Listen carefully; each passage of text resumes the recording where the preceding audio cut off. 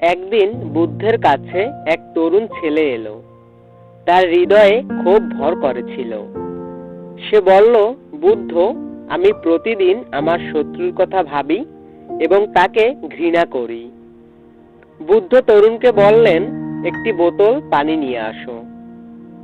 তরুণ বোতলটি নিয়ে এলো।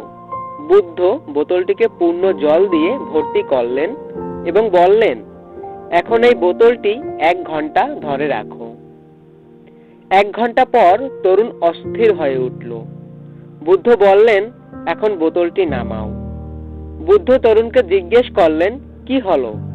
তরুণ বলল, হাত ব্যথা হয়ে গেছে। বুদ্ধ বললেন, ঠিক যেমন তুমি ক্ষোভকে ধারণ করো, তা তোমার মনে ভার বাড়িয়ে দেয়। যখন তুমি ক্ষোভকে বয়ে নিয়ে যাও, তখন তুমি নিজেকেই কষ্ট দিচ্ছ।